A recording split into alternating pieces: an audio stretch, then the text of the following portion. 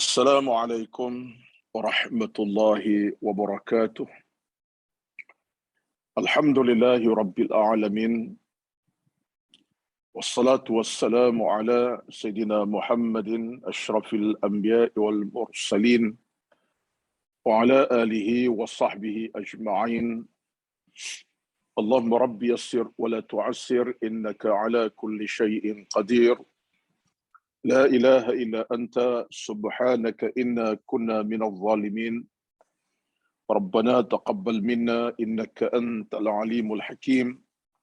لا إله إلا أنت سبحانك إنا كنا من الظالمين. اللهم أعنا على ذكرك وشكرك وحسن عبادتك. اللهم ارض عنا يا كريم، اللهم ارض عنا يا رحمن، إنك سميع قريب مجيب الدعوات يا قاضي الحاجات يا قاضي الحاجات يا قاضي الحاجات. اللهم رب اشرح لي صدري ويسر لي أمري واحلل عقدة من لساني يفقه قولي يا رب العالمين. أما بعد، أعوذ بالله من الشيطان الرجيم.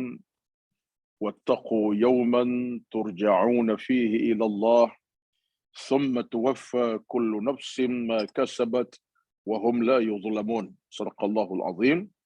Surah Al-Baqarah ayat 281 yang bermaksud, dan bertakwalah kamu kepada Allah Subhanahu wa taala, satu hari nanti kamu akan kembali kepada Allah dan kemudian kamu akan diberikan pembalasan setiap apa yang telah kamu kerjakan, dan kamu tidak akan dizalimi oleh Allah Subhanahu wa taala, dalam daripada surah Al-Baqarah ayat 281.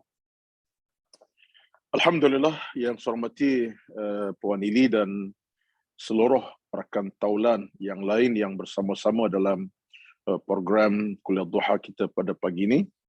Dan alhamdulillah kita dapat bersama kembali dalam sesi pengajian ilmu secara online, di mana kuliah terakhir kita ialah pada tanggal 4 hari bulan 12 yang lepas. Kira sebulan lebihlah kita punya pertemuan, agak berjarak sikit pada kali ini, tapi alhamdulillah hari ini dapat kita bersama-sama, dan saya doakan mudah-mudahan apapun keadaannya, mudah-mudahan Allah sentiasa mempermudahkan urusan ilmu dan amal kita. Amin ya rabbal alamin. Dan kepada yang dalam ujian, apa saja ujian yang berlaku, sakit, demam, ujian banjir baru ni, kalau ada yang ditimpa musibah, mudah-mudahan Allah angkat musibah dengan diberikan kerahmatan, keampunan, keredaan. Amin ya rabbal alamin.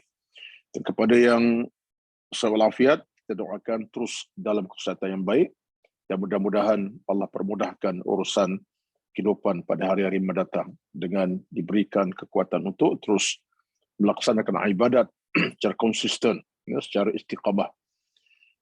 Amin amin ya rabbal alamin. Pada pagi ini kita nak sambung muka surat yang ke-53 daripada buku Hari Tanpa Tarikh, di mana tajuk terakhir kita adalah ujian dan sakit sebagai kafarah. Ujian dan sakit sebagai kafarah, dan kita nak masuk kepada muka surat 53. Saya nak sambung teruslah perbincangan pada pagi ini. Di muka surat yang hujung tu, dalam konteks yang lain pula, apabila berlaku ujian dalam bentuk musibah dan sakit, ia adalah satu petanda awal sebelum menemui kematian. Hakikatnya, sakit itu ialah kafarah, sehingga dosa akan digugurkan oleh Allah Azza wa Jalla. Maka kematian yang akan berlaku adalah nikmat yang amat indah, bukan penderitaan yang amat menyusahkan. Ingat, ia akan menjadi nikmat pada si mati yang benar-benar beriman kepada Allah Azza wa Jalla. Ini satu frasa pentinglah saya nak kupas sikit, kerana dalam hidup ini, apa bentuk musibah, ujian, kita tak boleh nak sangka dan jangka. Macamlah cerita bila ujian banjir besar melanda 18 bulan yang lepas, ya, kira-kira dalam sekitar hampir sebulan yang lalu, hari ini 15, kira-kira hampir sebulan yang lepas, kita dapati bahawa ia dikategorikan sebagai musibah, ujian daripada Allah Azza wa Jalla. Jadi ini merupakan satu ketentuan ilahi yang kita sebagai hamba wajib menerima dengan hati yang terbuka, dengan penuh keinsafan, dan kita menyatakan satu kalimah yang penting dan saya kena sebut pada tuan-tuan puan semua, dalam kita hadapi ujian, musibah, bukan banjir lah, termasuklah kesakitan, demam, susah payah dengan urusan keluarga, urusan kejiwaan. Satu perkataan yang jangan kita lupa ialah la haula wala quwwata illa billahil aliyyil azim. Jangan lupa. La haula wala quwwata illa billahil aliyyil azim. Ini satu kata-kata yang, satu hadis yang, satu bicara yang paling utama, sebab kata Al-Imam Ibn Hajar Al-Asqalani, siapa yang sebut kalimah la hawla wala quwwata illa billahil aliyyil azim, saat bila Allah uji dan Allah beri musibah, sebenarnya dia akan mendapat pintu keselamatan dan keamanan daripada Allah SWT. Mana Allah akan beri dia pintu keselamatan daripada ujian yang menimpa. Kalau sakit, sakit yang tidak berpanjangan. Kalau musibah, musibah yang tidak berterusan. InsyaAllah. Sebab ucapan tadi ucapan yang bersifat kita serah kepada Allah Azza wa Jalla. La hawla wala quwwata, tiada daya upaya, sebarang kekuatan pun kita tak ada, kecuali Allah miliki segala-galanya. Allah yang miliki segala. Kita tak ada apa. Cuma kita serah kepada Allah segala-galanya. Jadi orang yang ucap kalimah tersebut, kata Ibn Nawawi, Allah berinya jalan kejayaan kemenangan. Kalau yang diuji dengan sakit, insya-Allah Allah beri kesembuhan bila-bila masa. Kalau diuji Allah dengan kepayahan, Allah permudahkan pada bila-bila masa. Jadi ucapan tu penting. Yang keduanya, satu di antara ucapan juga dalam bentuk zikir dan doa kepada Allah Azza wa Jalla. Ini daripada Imam Muslim. Siapa yang diuji Allah dengan bala bencana ujian, di samping baca la hawla wala quwwata illa billah, satu lagi bacaan doa, iaitu Allah ma'jurni fi musibati wa akhlif li khairan minha. Saya boleh baca dua bacaan situ. Satu, wa akhlif li. Satu lagi, wa akhlif li khairan. Kita ambil yang kedua lah. Allah ma'jurni fi musibati wa akhlif li khairan minha. Allah ma'jurni fi musibati wa akhlif li khairan minha. Maksudnya, ya Allah, berikan aku ganjaran di atas musibah menimpa aku, dan gantikanlah ya Allah dengan kehendak-Mu atas apa yang hilang daripada aku selama ini. Ganti yang lain. Kalau sakit, ganti demam. Harta hilang, ganti yang baru dengan izin Allah Azza wa Jalla.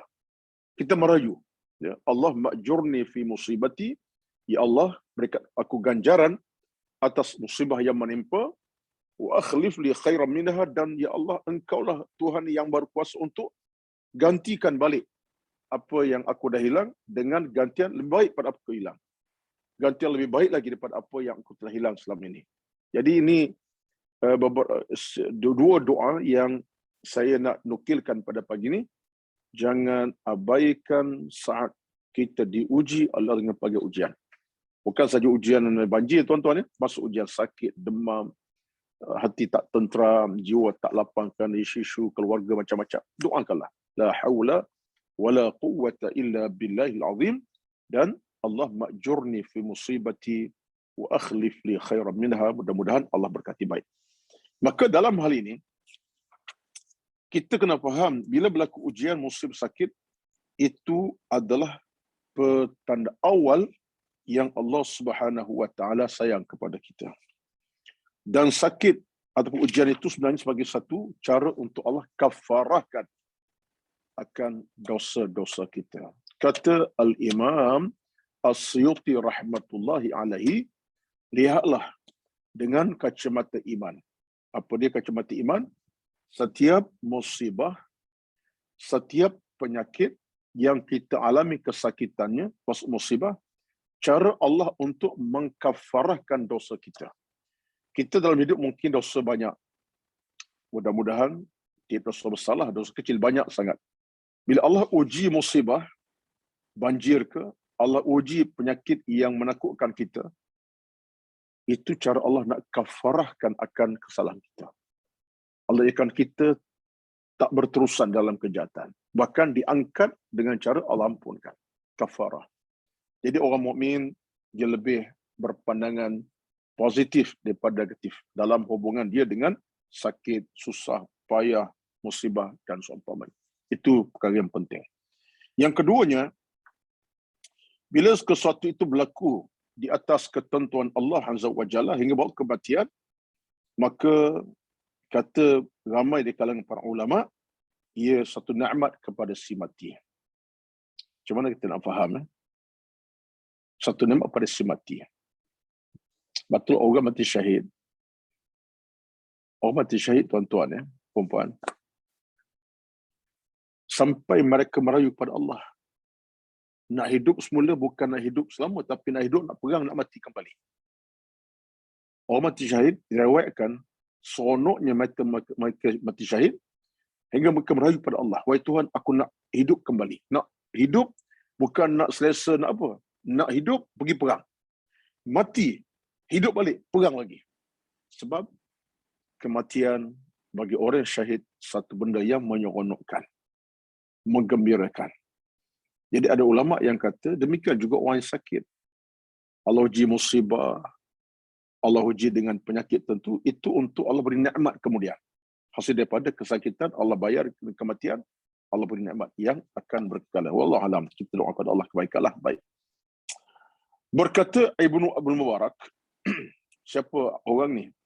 Beliau adalah Abdullah bin Al-Mubarak. Seorang di kalangan tabi'in. Seorang di kalangan ulama tabi'in, cukup terkenal dengan ilmu tasawufnya. Ibnu Al-Mubarak ataupun Abdullah Ibnu Al-Mubarak berkata, kematian adalah sebuah perjalanan yang ada kesinambungannya, iaitu permulaan bagi manusia untuk mendapatkan tempat yang abadi di padang mahsyar nanti. Pandangan Ibnu Mubarak ada kebenarannya kerana hakikat hidup yang paling terbaik, menyeronokkan dan membahagiakan adalah kehidupan di alam syurga. Jadi kata Ibn Al-Mubarak, kematian satu benda menyeronokkan. Sebab apa? Sebab bila manusia mati dengan sebab sakit, uji tadi, yang menanti syurga Allah Azza wa Jalla.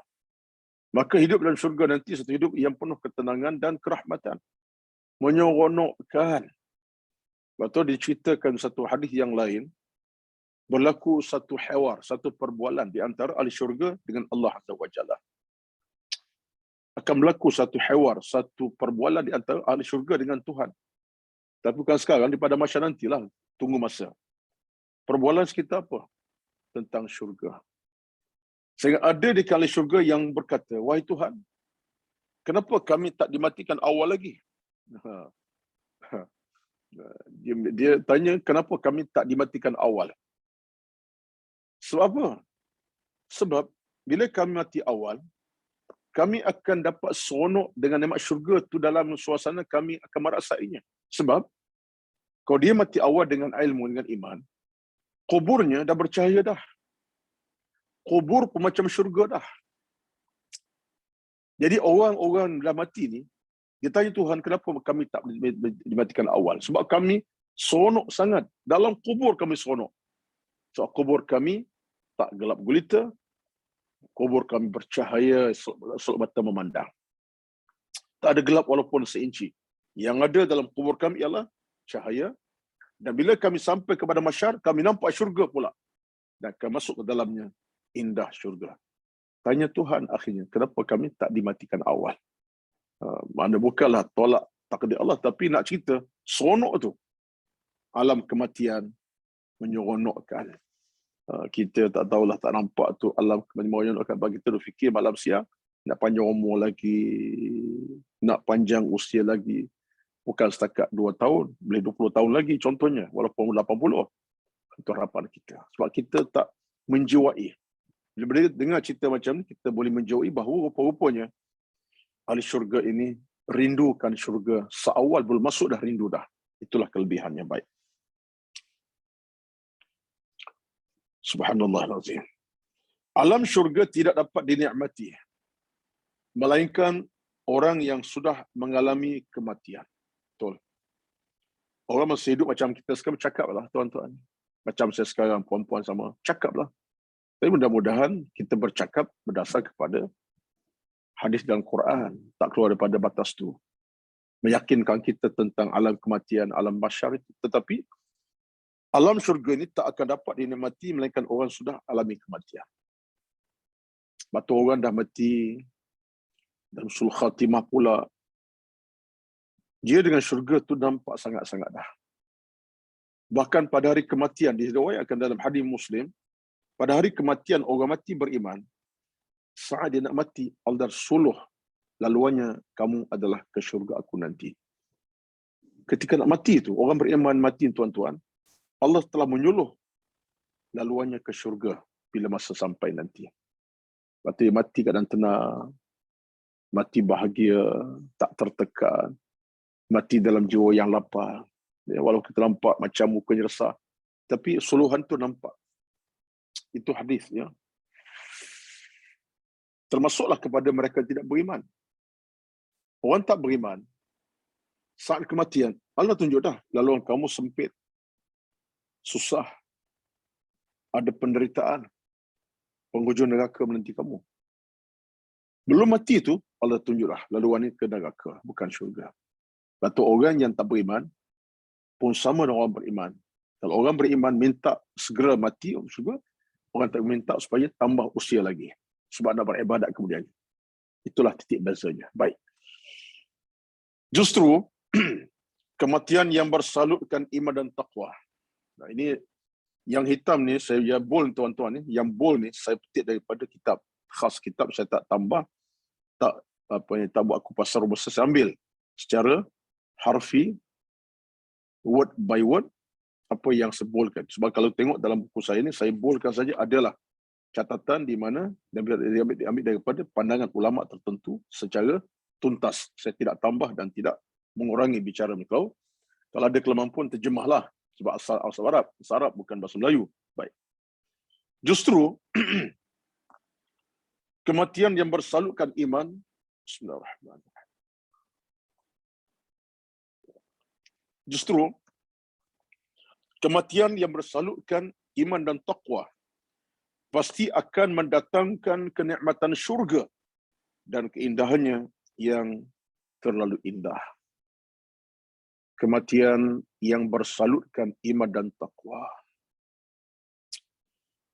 Allahu Akbar.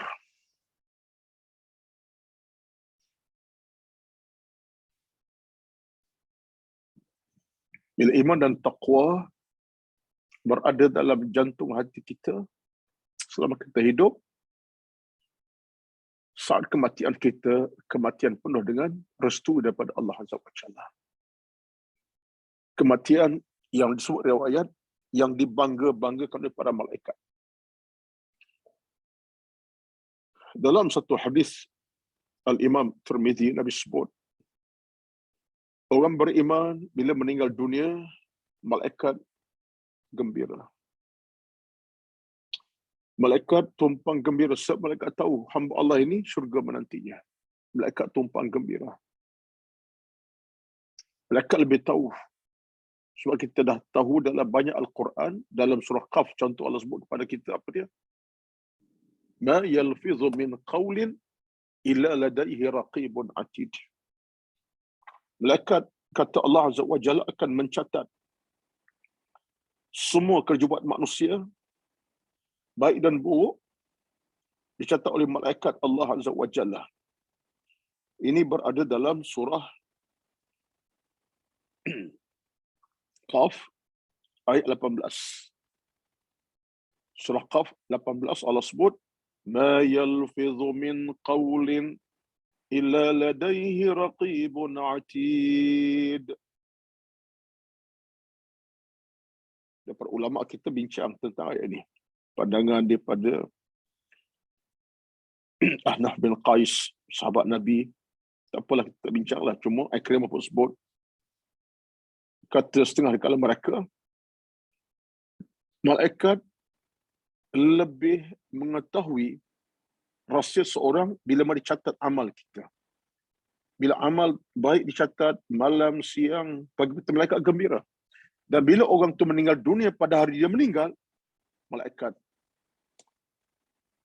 seronok. Dia kata apa? Hadza min ahlil jannati. Ini bakal di syurga. Bukan malaikat utusan tidak, tapi malaikat tahu. Dalam hidup seorang mukmin ini disaluti dengan iman dan takwa. Itu bahasa saya tulis tu, yang saya terjemah tu. Kematian yang bersalut iman dan takwa. Mendatangkan nikmat yang syurga, keindahan yang indah. Betul tuan-tuan. Betullah kita nak sangat-sangat bila malaikat gembira dengan kita. Dan bila malaikat dah boleh beri recommendation kepada kita seawal kita meninggal, dengan recommendation ke syurga, maka tuan-tuan, yang berbaki itu Allah permudahkan buat kita.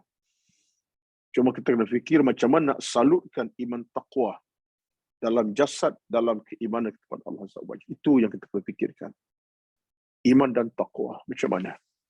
Maka pastilah kita nak salutkan dengan amal yang cukup, ketundukan yang telus, ketaatan yang penuh pada Allah SWT. Baik. Yang pasti ialah kematian itu berlaku dalam iman ke dalam kufur. Berlaku dalam keadaan melaksanakan amal soleh, bukan bisa melakukan kemaksiatan. Tengok. Jadi untuk kita mengekali kematian dalam iman dan taqwa, pastikan kita meninggal dalam iman, bukan kufur. Kita meninggal dalam melakukan amal soleh, bukan di saat melakukan amal kemaksiatan. Sebab itulah kita nak kita meninggal dengan kita sedang berdosa kepada Allah Azza wa Jalla. Tak nak kita meninggal tengah kita berdosa. Dosa ucapan ke, dosa perkataan ke, dosa perbuatan. Tak nak tuan-tuan. Meninggal kita tengah dosa bercakap, menipu, dusta, bohong. Tak nak. Meninggal tengah kita sedang buat sesuatu melalui tangan kita, ke langkah kita, meninggal ketika buat maksiat. Tak nak. Kita nak penghujung kita dalam husnul khatimah. Sudah yang baik. Jadi satu gambaran yang disebutkan oleh pengarang kitab kita, alam syurga tidak dapat dinikmati melainkan orang yang sudah mengalami kematian. Itu hal. Yang kedua, kematian yang mesalutkan iman taqwa, itulah kematian yang sejahtera. Yang ketiga, kita mati dalam iman, bukan dalam kufur. Kita mati tengah melakukan amal soleh, bukan tengah melakukan kemaksiatan. Itu amal-amal baik, bukan dosa kepada Allah SWT. Ini rumusan di sebalik perbincangan kita daripada muka surat sebelumnya. Baik. Muka surat 54, 55. Rasulullah SAW berpesan kepada umatnya supaya sentiasa ingatkan kematian. Baginda bersabda, perbanyakkanlah ngati kematian. Seorang hamba yang banyak ingatinya, maka Allah akan menghidupkan hatinya dan akan menghilangkan baginya rasa takut kematian, sakit kematian, takut dan sakit kematian. Imam Ad-Dalami. Tuan-tuan sekalian, dalam hadis ini Nabi SAW sebut 3-4 perkara sebenarnya. Yang pertama Nabi sebut aktsiru zikral mauti, perbanyakkanlah ingatkan mati. Satu hari Nabi SAW mengunjungi Abu Dzar Al-Ghifari radhiyallahu anhu. Sahabat bernama Abu Dzar Al-Ghifari radhiyallahu anhu, yang betul dia sakit. Dia sakit. Dikhabar kepada Nabi, Abu Dzar sakit, Nabi ziarahi Abu Dzar. Dan dia terlantar sakit. Bila Nabi masuk ke Abu Dzar, Nabi merapati Abu Dzar duduk di sebelah kanan Abu Dzar. Mana kalau Abu Dzar keadaan terlentang begini, Nabi belah kanan. Dan Nabi pun bisik ke telinga kanan Abu Dzar radhiyallahu anhu. Masuk ke Abu Dzar terlentang begini. Nabi pun duduk di sebelah kanan Abu Dzar, belah kanan. Saya menganak sekarang, walaupun sebab gambar tu dah berbaliklah. kanan. Nabi bisik ke telinga Abu Dzar Al-Ghifari radhiyallahu anhu. Ia bisik apa dia? Yang ini jawapan sama kita sekarang. Iaitu Nabi kata apa? Akthiru zikral mauti. Abu Dzar, perbanyakkanlah ingatkan kematian. Tuan-tuan, ini satu keistimewaan yang pada Nabi SAW. Saat Nabi bila ziarah Abu Dzar, Nabi terus bercakap dalam nada untuk insafkan Abu Dzar. Perbanyakkan ingat kematian Abu Dzar. Akthiru zikral mauti. Sebagai satu usaha Nabi untuk menginsafkan Abu Dzar. Hidup dan mati bukan urusan kita. Urusan Allah Azza wa Jalla. Sakit demam bukan urusan kita. Urusan Allah Azza wa Jalla. Ramai kalangan kita yang pagi sehat, petang meninggal dunia. Ramai kalangan kita yang pagi sehat, tengah hari meninggal dunia. Ramai kalangan kita awal pagi segar, bugar, tak ada masalah, kesihatan, lancar perjalanannya. Jam tengah hari, jatuh, rebah, kemudian meninggal. Dalam paper pagi tadi saya baca, bukan paper lah, daripada FB, satu paper iaitu sinar harian, tak silap harian online. Hamba Allah sedang badminton, umur 47. Dia sedang main badminton dengan kawan-kawan, ambil buah, badminton jatuh, dia pun jatuh sama, rebah, akhirnya meninggal dunia. Bila saya baca itu, saya buat satu rumusan. Allah ni maha kaya, tuan-tuan. Allah maha kaya. Kita sihat walafiat. Badminton, pasti kita tubuhnya sihat walafiat. Dalam keadaan tubuh kita fit. Peluh menitis. Tapi tengok bila Allah nak matikan kita, tengah kita bersenam, Allah boleh ambil nyawa kita. Termasuklah cerita-cerita yang lain pun masyarakat. Tengah makan, minum, bersantai, bercakap keluarga, tiba rebah, jatuh, meninggal. Tengah bekerja pejabat. Ya, semua ini kepada kita ambillah peringatan. Biarlah kita zikirkan kematian di mana kita berada. Apabila tengah-tengah sakit. Macam Abu Dzar, Nabi ingatkan, akthiru zikral maut, tengah-tengah sakit. Lagi utama, ingatkan kematian. Sebab itulah kita kena faham, ingat kematian membantu untuk memantapkan iman, memantapkan amal salah, memantapkan taqwa, memantapkan jiwa. Ingatkan kematian akan beri kita kemantapan banyak aspek dalam dunia hari ini yang banyak orang yang dah lupa lalai. Dalam dunia sekarang, saya pun termasuk orangnya. Kita lupa dengan kemewahan yang kita miliki, kita lupa dengan pangkat kita ada, kita lupa dengan rezeki yang banyak, kita lupa dengan apa yang kita miliki. Melalaikan. Rezeki tak salah. Yang salah ialah kegagalan kita untuk mengisi rezeki dengan keimanan kepada Allah Azza wa Jalla. Rezeki tak salah, baik pangkat harta. Tapi yang gagal kita untuk mengisi ruang dalam hidup kita dengan peringatan kepada agama. Saat kita ada kemewahan harta, pangkat, rezeki, macam-macam. Ini yang kita kena fahami. Jadi kita dengar cerita macam tadi, tengah badminton, boleh tumbang, tengah bercakap bertumbang. Allahu Akbar. Ainama takunu yudrikumul mautu walau kuntum fi buruji musyayyadah. Kita dah baca dah dalam surah An-Nisa 78 sebelum ini. Ainama takunu, di mana berada kamu, tengah sehat, sedang sakit, sedang berehat, sedang berjalan, sedang berjoging, sedang santai, sedang berbicara, sedang bercakap, sedang tidur sekalipun. Dikata hospital di rumah, kata Allah Azza wa Jalla, yudrikumul mautu, akan datang kematian jenguk kamu, walau kuntum fi buruji musyayyadah, walaupun kamu dalam bangunan kukuh rapi sekalipun. Itulah harga sebuah peringatan. Maka Nabi datang kepada Abu Dzar, akthiru zikr maut. Abu Dzar, ingatlah kematian. Tapi dalam cerita itu disebutkan Abu Dzar tak mati kerana sakit itu. Sembuh kemudiannya. Dia mati dalam satu peristiwa yang lain. Bahkan selepas Nabi dah wafat baru dia meninggal dunia. Tapi nak cerita Nabi, Habib Abu Dzar dengan ingat macam tu. Sehinggalah Abu Dzar riwayatkan dalam keadaan air mata bergenangan, air mata penuh di kelopak matanya, sedih dan rasa hibur di atas doa Nabi kepadanya. Wallahu a'lam. Baik. Seorang hamba Allah yang banyak ingati, kata Nabi, maka Allah akan hidupkan hatinya dan akan hilangkan bagi rasa sakit kematian itu. Rupa-rupanya tuan-tuan, di sebalik hadis ini ada rahsia besar, sebab Nabi kata kepada kita apa dia? Allah akan hidupkan hatinya dan akan menghilangkan baginya sakit kematian itu. Jadi sini kita dapat satu panduan.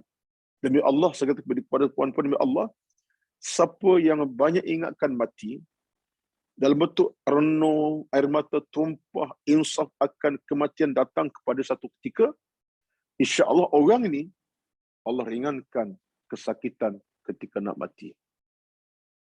Takhfif, makna Allah ringankan sakit nak mati. Sebab hidupnya tak lalai dengan ingat mati. Kita nak rezeki, tuan-tuan, kita nak, ya Allah, ya Tuhan akan berikan kau rezeki itu.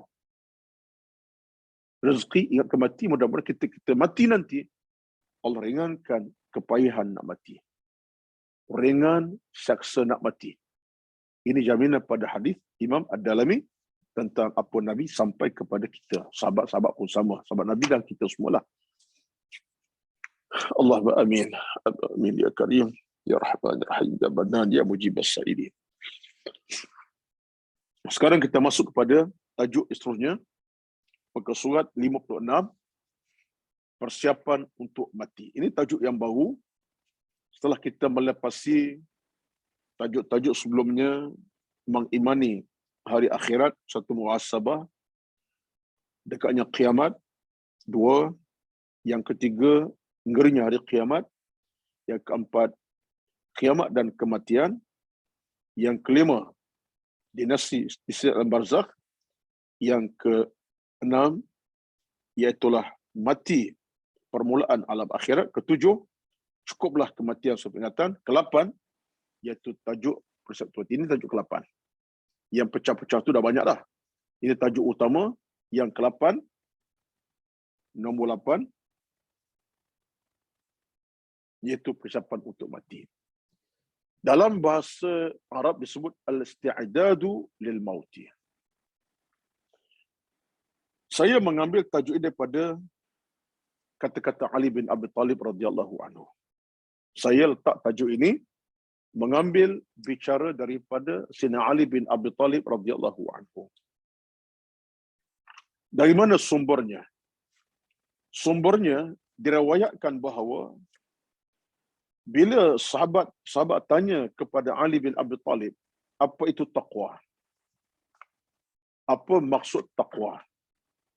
Sahabat-sahabat tanya kepada Ali bin Abi Talib radhiyallahu, apa itu taqwa?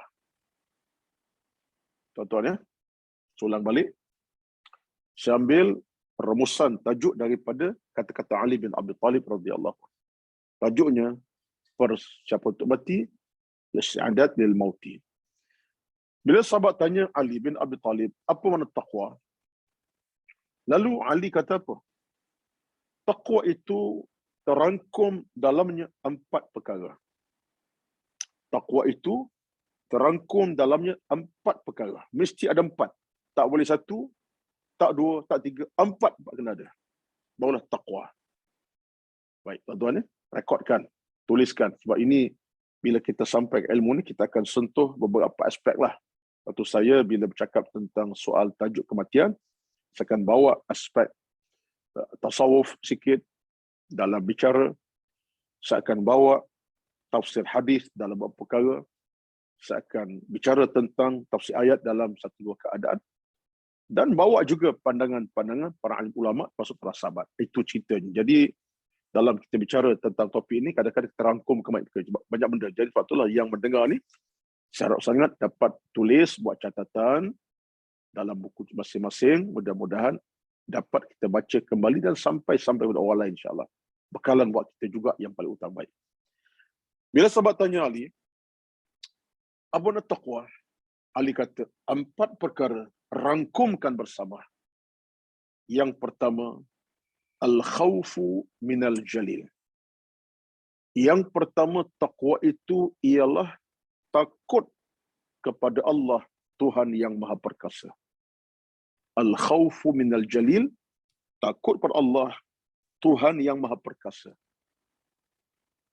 Bismillahirrahmanirrahim.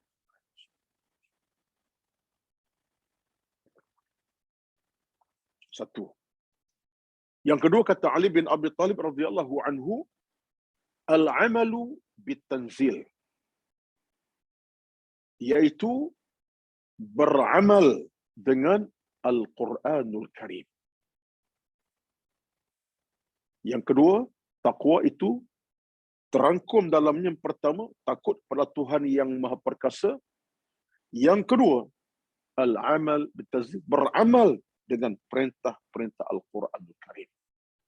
Perintah Quran, baik suruhan, larangan, kena beramal dengannya. Yang dilarang tinggal, yang disuruh buat. Takwa. Ketiga, takwa itu terangkum dari apa dia? Ar-ridha bil qalil. Ridha di atas nikmat yang Allah telah beri kepada kita, walaupun sikit. Ridha atas nikmat Allah beri kepada kita walaupun sikit. Walaupun sikit, apalagi nikmat yang besar yang banyak. Dengan mana yang mudahnya? Okey, terima kasih Puan Nurli dah tulis tu. Yang ketiga ialah redha di atas nikmat Allah walaupun sikit. Sikit kita kena redha, apalagi yang banyak. Hidup kita ni kadang-kadang bukan sikit pun rezeki Allah beri. Banyak, besar. Kita nak ada kata rezeki Allah tu kecil, tak ada. Tapi kalau kita boleh letaklah kecil-kecil lah. Redha. Kelipan mata yang boleh melihat, nak kata kecil, besar. Pendengaran telinga dapat dengar jauh dekat, kecil, besar juga. Bicara mulut boleh bercakap, suara dengar, orang boleh mendengar suara kita, kecil besar, besar. Sebenarnya tak ada kecil dalam hubungan dengan nikmat Tuhan, tapi biasalah kita kata nikmat kecil besar. Bolehlah kita sebut macam tu, maka apa pun nikmat Tuhan kecil macam redha, yang besar apatah lagi. Ini yang ketiga bagi orang bertakwa. Redha atas nikmat Allah sekecil mana sekalipun. Rangkuman keempat, ini dia. Yang mengambil tajuk kita ni. Yang keempat, dalam kita bertakwa, rangkumkan yang keempat bersama pertama, dua, tiga. Apa dia? Al-isti'dadu liyaumir rahil. Persiapan untuk mati. Maka tajuknya saya letakkan sebagai tajuk dalam bicara tajuk yang ke-8 ini daripada buku saya itulah. Persiapan untuk mati. Sebab Ali kata apa? Al-isti'dadu liyaumir rahil. Persiapan untuk mati. Ada persiapan. Artinya, disebut takwa ni puan-puan, tuan-tuan hadir dalam kelas saya pada pagi ini, bersama saya di Wasilah program ini, program Wasilah ini. Kita nak kena sentiasa berkebaskalah dalam hubungan takwa kita ni. Yang pertama dengan setakut kepada Allah Azza wa Jalla, takut akan seksaan, takut akan ancaman dosa, takut akan ancaman alam kubur yang menakutkan, takut akan ancaman akhirat yang menyusahkan, takut akan ancaman azab yang membebankan. Itu pada takut kepada Allah Azza wa Jalla. Dan takut Allah, tuan-tuan, dia bukan menjarak kita dengan Tuhan, tidak. Dia takut Allah makin kita dekat, bukan makin berjarak. Berbeza kita dengan takut binatang buas. Kita makin berjarak. Dengan takut kepada ular yang berbisa, kita makin berjarak. Tapi kalau dengan Tuhan, kita makin dekat, makin rapat. Kerana takut tadilah ancaman neraka, ancaman alam barzakh. Itu tidak beza. Kena usahakan. Lepas tu hari ini, tahu saya, ialah sebab ini pentas saya gunakan pentas sebaik mungkin. Walaupun bercakap tentang alam kematian, kita baca wording by word ataupun paragraf by paragraf, tapi saya kena sebut. Sebab ini pentas saya kena sebut sebab saya ingat ke diri saya. Sebab bila sebut tentang takutkan Allah Azza wa Jalla, itu artinya merupakan satu benda yang bukan kita bercipta dengan mudah. Takut kepada Allah satu benda yang datang pada hati, yang telah diwarnakan dengan ilmu dan iman. Hati yang sudah diseliputi, yang telah diliputi oleh kekuatan ilmu dan iman. Kalau tak ada ilmu iman di hati, jangan cakaplah. Tak akan rasa takut pada Allah, tak akan takut. Bersebutlah tentang neraka ke, ancaman seksa ke, hilang berkat, tak akan rasa. Tetapi bila hati kita dicahayakan dengan ilmu dan iman, ketakutan dia akan datang, dia akan meresap, masuk dalam jantung hati, maka melekat. Itu sebabnya saya nak sebut sentiasa dan sebut sentiasa usaha belajar ilmu, usaha menuntut ilmu, hatta dalam apa situasi, sibuk macam mana, baik online, secara peribadi berdepan. Ini adalah satu langkah bijak sebenarnya. Dalam kesibukan, kita ada masa dengan Allah. Dalam kita diurus kehidupan rezeki dunia, ada masa dengan agama. Dalam diurus kehidupan keluarga rumah tangga yang makin membesar, ada masa dengan agama, dengan Allah, dengan ilmu terbaik. Kalau tidak, kita akan hidup dalam kepayahan. Parah kita, puan-puan, makin parah. Dia makin parah ni kita tak rasa sekarang. Makin tersenang je. Orang tak belajar ilmu, apa masalahnya? Senang, tenang. Hujung minggu boleh santai. Weekdays boleh keadaan apa nak buat. Hujung minggu tak ada masalah. Tetapi parahnya ialah bila sampai satu tahap. Bila sampai satu tahap, kita akan rasa parah. Contohnya bila masanya? Bila umur kita meningkat, upaya kita dah kurang, mata dah mula kabur, gigi dah mula gugur, kulit kita dah mula kendur. Ketika itu, bila ilmu tiada, kita mula terfikir, aku dah tak lama dia mati agaknya, tengok suasana pun dah berubah, fikiran pun dah makin kusut, kulit dah kendur, jiwa dah rasa tekan, aku tak belajar ilmu. Ketika itulah kita mula terasa. Kesempitan kita mula rasa. Ketika itu, kita akan mula menyesal. Tapi ada apa nilai kita menyesal pada masa itu? Tak ada apalah. Penyesalan tak ada sudahnya lah. Betul-betul nak menyesal sekarang. Orang Melayu pun sebut, sesal dahulu pendapatan. Sesal kemudian tak ada gunanya lagi. Baik, saya panjang. Minta maaf, saya bila sebut takwa, saya kena panjang sebab ini tajuk utama saya untuk mati. Baik, yang kedua ialah beramal Al-Quran. Al-Quran adalah turun untuk kita amali. Maka kita kena baca, kena tadabbur, kena tengok tafsiran, kena tengok kefahaman ayat, kena tengok maksud ayat, kena tengok cerita-cerita sebalik ayat. Sebab kita nak memahami apa tuntutan ayat ini. Kenapa Allah perintah? Kenapa Allah larang? Kenapa Allah suruh? Kenapa Allah tegah? Kenapa? Kenapa dengan tujuan apa? Untuk cari jawapan untuk kita bawa dalam hidup. Bukan kita persoalkan kenapa tidak, tapi nak bawa satu cara hidup. Bila Allah suruh, oh ini dia kebaikan Allah punya suruhan untuk aku berjaya di akhirat. Kebaikan Allah larang ini sekian untuk aku selamat di pada mahsyar. Jadi kita nampak di sebalik suruhan larang itu ada makna. Quran diamalkan. Yang ketiga ialah redha dengan apa Allah beri. Sikit dan banyak. Yang keempat kita nak bawa ialah persiapan untuk mati. Istiadat macam mana? Saya nak sebut satu wording saja. Persiapan untuk mati melewati batas urusan fizikal. ia lebih persoalan dalaman. Bukan maksud secara otomatik kita beli kain kafan, selesai letak di rumah. Begitu pada anak, kalau ayah meninggal, bapa meninggal, ibu meninggal, mak meninggal, kain kafan dah ada. Guna pakai je lah. Kapas pun dah beli. Air mawar dah ada. Bukan tu. Yang tu pun kalau tak ada sekarang, jangan bimbang lah. Dan kita meninggal, adalah orang tolong. Belikan. Tidak anak kita mungkin.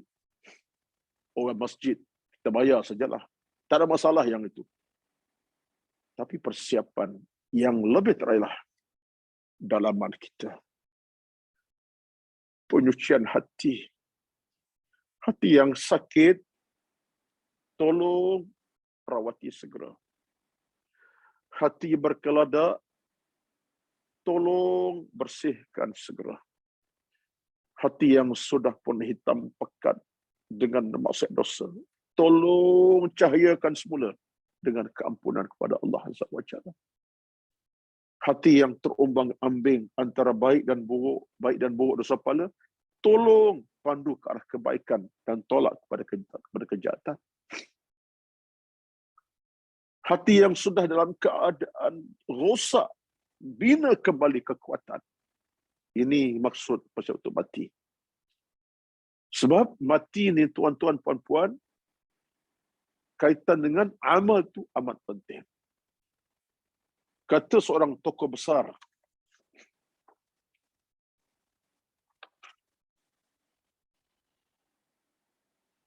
saya tengok sini,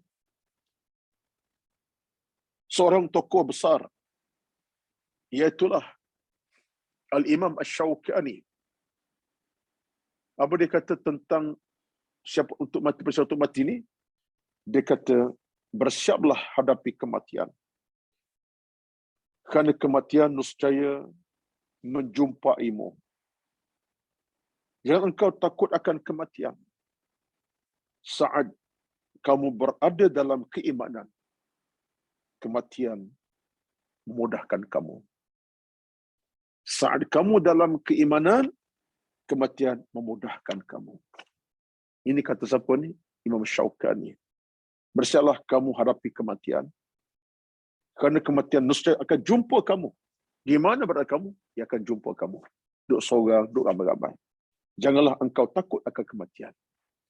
Saat keimanan dalam hati kita, kematian memudahkan kita. Allahu Akbar. Kata-kata Imam Asy-Syaukani. Ini sajak dia lah, sajak dia. Syair. Poem dia lah dalam bahasa Inggeris. Saya tak salah, poem kata pun sajak. Bersiaplah hadapi kematian.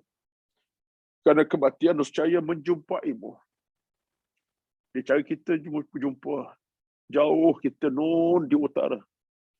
Sampai ke bumi mana kita pergi. Kematian. Jumpa kita. Al-Fadhil Datuk Dr. Harudin. Saya ingat lagi tu. Meninggal di Los Angeles. Kira-kira seminggu tahun 2016 dia meninggal, bulan September. Dia meninggal 15 September, sehari belum hari Malaysia. Datuk Harudin cerita, seminggu sebelum kami bertolak ke Mekah, saya pergi dengan rombongan Anda Syapadu bersama dengan sahabat saya Datuk Sri Syafiz. Seminggu belum kami tolak ke Mekah, kami makan bersama. Saya bukan seminggu, dalam 3 hari, 4-5 hari belum ke Mekah untuk wukuf. Makan bersama. Beliau imamkan solat. Saya ingat lagi saya sebagai pengurusi majlis malam tu, beri ruang dia bercakap, bagi nasihat. Dan beliau pun sebut, mudah-mudahan kita bertemu lagi. InsyaAllah doakan saya, saudara pergi ke Mekah nanti, doakan saya. So dia akan pergi Los Angeles untuk buat urusan jantungnya lah. Jadi kami pun doa lah kepada beliau. Allah beri keselamatan, keamanan, kebahagiaan. Kami tolak ke Mekah 4 hari kemudian. Dan beliau tolak ke Los Angeles. Lebih kurang begitulah. Untuk rawatan jantung. Pertemuan terakhir lah. Sempat untuk berpeluk-pelukan. Doa mendoakan. Saya ingat lagi dia letak atas dada saya, tangan, didoakan saya, insyaAllah selepas saya pun peluk Datuk Harudin, doakan Datuk insyaAllah selamat daripada serangan jantung. Dan bila sampai kami di Mekah, saat kami nak pergi ke Wukuf Arafah, tak silap, belum wukuf lagi, sampai berita beliau meninggal dunia di Los Angeles. Jauh daripada bagi rumah kediaman, jauh daripada kediaman beliau bagi ribuan kilometer. Nak cerita bukan apa, bukan saya nak menangis tuan, tapi nak cerita hakikat kematian. Seorang manusia jauh di perantauan, bila Allah rezeki kematian berlaku, ini betul lah kata Syaukani, bersiaplah hadapi kematian, kerana kematian nescaya menjumpai kamu, jumpa kamu. Di mana berada kamu? Sebab kamu tak boleh lari pada kematian. Walaupun jauh daripada anak isteri, daripada keluarga, daripada negeri negara kamu diami, akhirnya Datuk Harudin al-takdirkan meninggal di negara orang, bukan kampung halaman sendiri. Jauh daripada keluarga yang terdekat. Untuk anak beliau sempat ke mereka bertemu, semua pergi ke sana. Saya sebut ini sebab kenyataan itu saya nampak secara mata kasar saya lah. Jadi kata Syaukani, janganlah engkau takut akan kematian. Kerana keimanan kamu memudahkan urusan kematian. Tengok. Jadi persiapan yang kita bincangkan sekali lah, keimanan kita kepada Allah Azza wa Jalla. Maka siapa yang nak mati dalam keadaan yang baik dan bahagia, saya termasuk. Pakaikanlah pakaian iman, amal salah, kebaikan ciptalah. Ustaz. 1001 kebaikan. Mudah-mudahan Allah permudahkan insya-Allah segala. Ya, ada suara masuk. Tadi saya punya line macam putus-putus, tak tahu. Kenapa putus-putus? Dia macam hang kejap tadi. Ya, Allahu Akbar. Tapi ada yang tulis itu nampaknya okey, tapi tak apa, okey. Seteruskan sikit lagi, kita ada masa dalam 2 minit lagi insya-Allah. Okay. Jadi apa yang sebutkan tadi ialah bagaimana kita sentiasa dalam keadaan ada perhatian. Disebut dalam bahasa sebagai al-istiqam, al-yaqadhah. Jadi kita ada perhatian supaya kita ada persiapan. Umpama kita nak balik ke kampung. Bila balik kampung daripada Kuala Lumpur, kampung mak ayah kita di utara, sampai Mesri Perlis, mungkin Kota Baru Kelantan. Persiapan kita secara fizikal kena ada. Kenderaan kita pastikan tip-top. Tayarnya tayar yang terbaik. Angin tayar pun lengkap, keempat-empat tayarnya, tayar spare pun kena cukup anginnya. Servis kenderaan kena buat seawal mungkin. Balancing elemen kesempurnaan. Dan kita pemandu pun kena dalam tip-top. Tidak mengantuk, segar tubuh. Kita punya tubuh jangan ada masalah sakit demam. Persiapan balik ke kampung. Mudah-mudahan dengan kenderaan yang terbaik, kita pun sihat, pemanduan kita selesa lancar. Dia start daripada Kuala Lumpur jam 7 pagi, kita sampai Kota Baru jam 3-4 petang insya-Allah. 7 jam perjalanan. Itu kenyataan. Kita bercakap bukan isu kita nak balik ke Kelantan, sekarang balik ke Kota Baru ataupun ke Kota Terengganu. Kita cakap sekarang untuk bertemu Allah Azza wa Jalla. Takkanlah kita ada persiapan amal dan ilmu khasnya. Jadi situlah kata para ulama, pastilah persiapan untuk Allah, persiapan yang mesti mutlak. Persiapan yang lengkap selengkap-lengkapnya. Persiapan tiada tanding taranya. Dengan amal, dengan ilmu, dengan iman, dengan taqwa, amal soleh. Jadi itu di antara perkara yang saya sentuh dalam tajuk sebut mati. Ini tajuk besar tuan-tuan. Antara perkara dasar yang perlu diingati dalam kehidupan adalah kematian. Ia adalah penamaan pada sebuah kehidupan di alam bumi. Kematian itu pasti berlaku. Ia boleh ibaratkan pintu yang dimasuki untuk menunjukkan organisasi yang baru. Itu alam akhirat. Ini kata-kata ni saya tak ingat siapa yang sebut. Ini saya petik dari kata-kata ulama ni. Kesilapan saya mungkin tak cuba letak dalam korongan ke, patut letaklah. Itu kesilapan lah masa menulis tu. Bukan saya kata ni. Diibaratkan pintu yang dimasuki untuk menuju ke civilisasi yang baru akhirat. Kita seorang dunia ni tuan-tuan, macam pintu masuk ni. Penghujung pintu adalah destinasi akhirat. Jadi pintu-pintu besar kita sekarang. Seolah dunia pintu besar. Kita sedang gerak daripada pintu dunia sekarang nak ke mana tu? Bilik hujungnya adalah akhirat. Seolah macam tu. Oh, ini kata-kata yang menarik. Saya ingat siapa yang sebut ni. Tapi tak apalah ya. Kita boleh faham lah tu. Ya, ibarat macam itulah. Saya tengok satu hadis Nabi SAW. Dalam satu hadis Nabi SAW, saya semak hadisnya. Kita ada sikit masa lagi. Saya minta maaf hari ini saya ada tetamu sedang buat satu dua kerja di rumah ni. Pembaikian sikit. Simple lah. Tapi ada 2-3 pihak sedang. Dalam surah Al-Salam, Nabi sebut tentang urusan dengan dunia. Nabi kata apa? Kunu fid dunya adhyafan. Ya. Disebutkan oleh Al-Hakam Ibn Umar radhiyallahu anhu,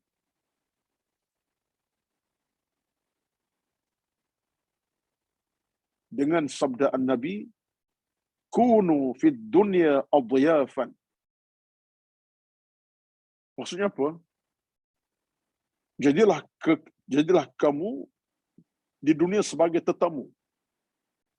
Dalam Musnad Asy-Syihab disebutkan hadis ini, kunu fid dunya adhyafan wattakhidul masajida buyutan wa'awidu qulubakum ar-riqata wa'akthiru tafakkur wal buka wa la takhtalifna bikumul ahwa. Kata Nabi, jadilah kamu tetamu Allah di bumi. Kita tetamu Allah, tetamu. Tetamu tuan-tuan, berapa hari je? Dalam Islam, tetamu paling lama satu rumah yang dia pergi 3 hari. 3 hari tu rumah kena raikan. Hari keempat dia kena meninggal rumah itu. Bukan lagi hak sebagai tetamu. Kita di bumi ni, walau dah masuk 60 tahun, dah 30 tahun, mungkin kalangan tuan orang baru lagi dalam 20 tahun, ada dah berusia 70 contohnya. Sebenarnya kita tetamu Allah. Dalam tempoh yang singkat, bukan panjang pun. Dan kata Nabi, ambillah masjid itu sebagai rumah kamu. Tengok. Wattakhidul masajida buyutan. Masjid jadi rumah. Sebab apa? Dekat dengan masjid macam rumah kita. Sayangkan rumah, sayangkan masjid. Cintakan rumah, cintakan masjid. Nak beribadat, nak datang, nak buat ibadat. Itu dia, nak datang mengaji. Dan kata Nabi, rawatilah hati kamu dengan lemah lembut. Lembutkan hati. Jangan je keras hati. Dan banyakkan berfikir, merenung dan menangis. Allah. Wa akthiru at-tafakkur wal buka, dan banyakkan renungan dan air mata tumpahkanlah, kata Nabi. Dan janganlah kamu dikuasai nafsu syahwat semata-mata. Ini hadis tuan-tuan. Maknanya Nabi nak ingatkan kita supaya dunia ini sekadar kita bertamu. Jadi mudah-mudahan dalam kesempatan pada hari ini, saya kira walaupun saya tidak sempat habiskan sampai kepada 5-6 page pada pagi ini, tapi untuk tajuk ini, setelah mukadimahkan panjang, berbaki nanti kita akan teruskan step by step. Mudah-mudahan Allah permudahkan segala-galanya. Yang penting ialah persiapan itu kita bina sekarang. Persiapan ilmu amal mati bukan besok lusa tulat, bukan minggu depan, sekarang. Sebab besok belum tentu kita ada lagi. ataupun masih hidup lagi. Wallahu a'lam. Kita tak tahu. Maka kesempatan sekarang lah kita guna pakai. Ilmu diraih, pahala dicari. Kebaikan dicipta, keburukan ditolak ke tepi. Mudah-mudahan Allah berikan kita keselamatan, keamanan, kebahagiaan dalam urusan ilmu amal kita. Allahumma amin. Itulah sekadar pertemuan pada pagi ini. 1 jam 5 minit lebih kurang lah, ataupun lebih kurang 1 minit. Sebentar maaf tak dapat nak bersama lebih panjang. Tapi itulah sekadar kemampuan saya pada pagi ini. Mudah-mudahan ada manfaat sampai mesej ilmu kepada rakan-rakan daripada program Wasilah ini yang dianjur Wasilah. Maaf kalau ada kekurangan, dan insyaAllah bertemu lagi pada kuliah akan datang insyaAllah. Saya tak pasti, tapi jadual dah ada. Bulan 1 dah ada jadual rasanya. Ke bulan 2, 3 belum ada jadual lagi. Wallahualam. Kembali kepada semula pada Ili, kalau ada soalan dan sebagainya. Wassalamualaikum warahmatullahi wabarakatuh. Dan kalau ada soalan kita dengar, kalau tak ada kita tutup dengan doa insyaAllah. Wallahualam. Terima kasih Ustaz. Sama-sama. Jika jemaah ada soalan, dipersilakan, kita boleh terima 1 atau 2 soalan. 1, 2 boleh insyaAllah. Okay.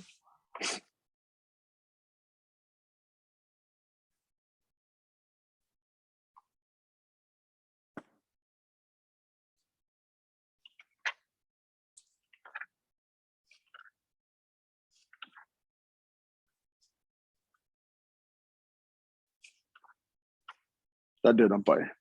Ya, tapi ada soalan. Ustaz boleh bagi nasihat bagaimana kita hendak macam kan mengingati mati ni, persiapan untuk mati.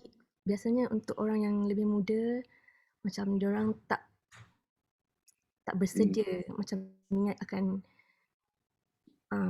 macam duduk lama lah. Macam mana kita nak menyedarkan mereka kalau dia begini, Ili dan kawan-kawan yang bersama pada kesempatan pada pagi ini.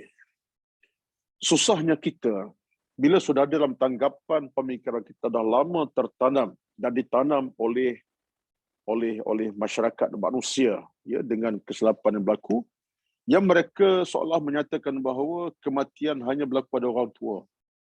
Kematian orang dah berumur. Kematian orang dah pension. Kemudian kematian orang sakit tenat. Kematian ini orang dah lanjut usia. Itulah di antara tanggapan salah yang sama sekali tidak diajar oleh agama. Sedangkan dalam Islam, dalam Quran, jelas Allah sebut kullu nafsin dha'iqatul maut dalam surah Ali Imran 185. Tiap yang bernafas akan mati, kata Allah. Allah tak kata tiap-tiap yang dah berumur jaga-jaga mati. Tiap yang masih muda lambat lagi. Tak ada. Nabi pun tak kata macam tu. Jadi dalam hukum hidup beragama, jelas baik Quran hadis sebut tiap bernafas akan mati. Tanpa diletakkan muda dan tua.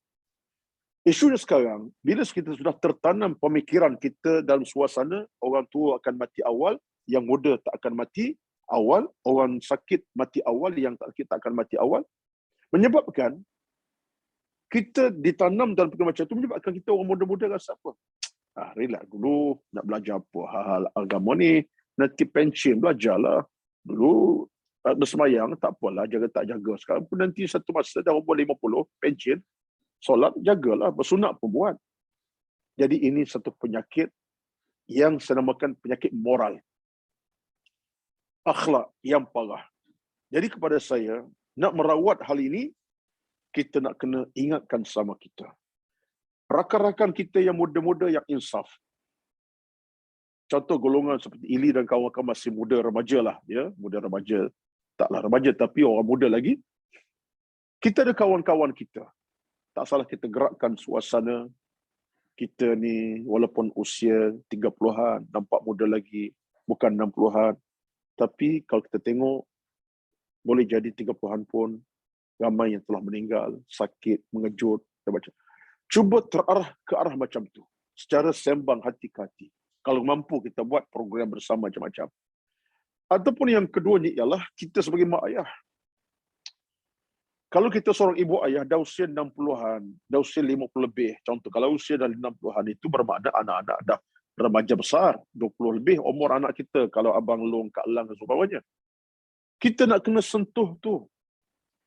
Abang long, Kak Lang, walaupun abang long baru 25, Kak Lang baru 30, abang Ngah baru 18, mak dah 60. Tapi tak bermakna mungkin mak akan pergi lebih awal. Kalau takdirkan abang long pergi umur 20 macam mana? Jadi kita bincang keluarga. Yang penting bukan bincang apa. Supaya kita ini ada amal. Si yang muda pun beramal, si berumur pun apalagi beramal. Si yang sulung pun ada jaga ilmu, si yang tua jaga ilmu. Kita nak kena sebut sentiasa. Memang saya tahu payah kita sebut macam, tapi kita usahakanlah. Itu yang pertama. Yang keduanya ialah untuk kita membina balik satu nilai supaya ingatkan mati ni, saya ingat usaha kena berpanjanganlah. Kalau bolehlah kita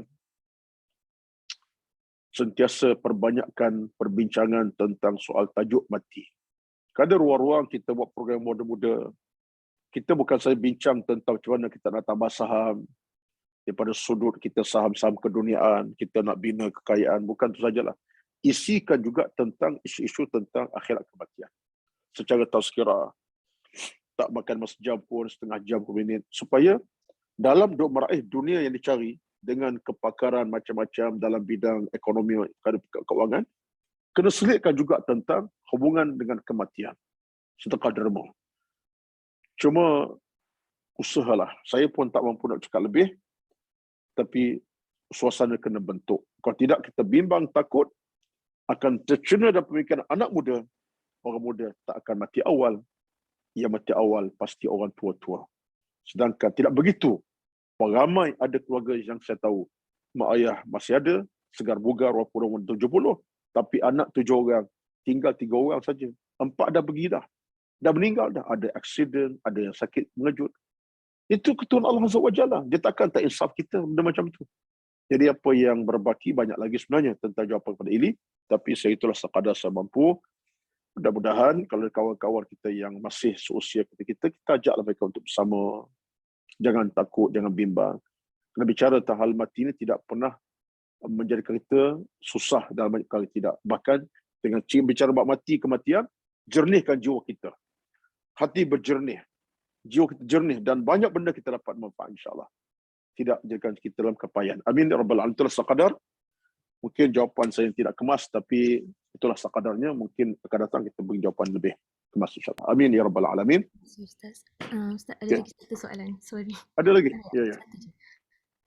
Assalamualaikum Ustaz. Betulkah tanda yang akan dirasai oleh seseorang sebelum kita meninggal ada gerak hati ke? Dia begini. Tanda-tanda kematian ini, banyak orang bercakap 40 hari belum mati, gerak hati macam-macam. Kalau ikut kepada sunnah Nabi SAW, hadis tak ada diceritakan semua itu. Cuma ada kalau ulama yang bercakap sebab itu kebiasaan berlaku. Tanda-tanda gerak hati, dia mimpi jumpa dengan ibu yang telah mati 10 tahun lepas, ibu berdatang mimpi tegur, engkau sihat tak sihat, kenapa nampak muram, akhirnya 3 bulan meninggal. Kita jangan berpegang sangat dengan tanda-tanda itu. Sebab itu bukan kepastian. Sebab Nabi tak ada satu nas, carilah. Dan saya dah dapatkan beberapa sumber, tak ada satu nas Nabi sebut, inilah tanda nak mati. 7 hari belum mati, sekian-sekian. Kalau macam tu, ada tanda 7 hari belum mati, sekian-sekian, 40 hari mati, kita kata relax lah juga. Sebab tanda tu nampak benar-betul Nabi sebut, tunggu masa sajalah. Dan 7 hari ini, Quran kena baca dengan betul, mengaji, itu bukan. Ya. Jadi apa tanda-tanda yang disebut itu sebenarnya pengalaman. Pengalaman itu belum tentu betul. Dan Nabi tak pernah sebut tentang tanda-tanda. Yang Nabi sebut ialah kematian, ya'ti fuj'atan wa baghtah. Kematian mengejut dan datang secara tiba-tiba. Jadi apa yang penting bukan tanda, yang penting adalah kita dengan amalan, persiapan. Seorang balik, yang penting bukan tanda nak mati, yang penting adalah persiapan amal untuk mati. Kita buat amal untuk mati, bukan kita mati besok. Kita sembahyang duha hari ini sampai puluhan. Bukan kita nak minta besok. Tetapi kita tahu kematian datang bila. Kau tak mati besok pun, mati tahun depan. Tapi kita amal kita berterusan. Sikit-sikit kita buat, mudah-mudahan kekal istiqamah. Jadi isu bukan tanda kita cari amal-amal yang kekal dalam hidup. Wallahu alam. Bismillahirrahmanirrahim. Alhamdulillahi rabbil alamin wassalatu wassalamu ala sayyidina Muhammad wa ala alihi wa sahbihi ajma'in. Allahumma inna nas'aluka ridhaka wal jannah wa na'udzu bika min sakhatika wan nar. Allahumma innaka 'afuwwun karimun tuhibbul 'afwa fa'fu 'anna. Allahumma akrimna bi nuril iman. Allahumma ahyina bil iman wa amitna bil iman. Allahumma rabbana taqabbal minna innaka antal alimul hakim. لا إله إلا أنت سبحانك إنا كنا من الظالمين. ربنا آتنا في الدنيا حسنة وفي الآخرة حسنة وقنا عذاب النار. وصلى الله على محمد والحمد لله رب العالمين. تقبل الله منكم.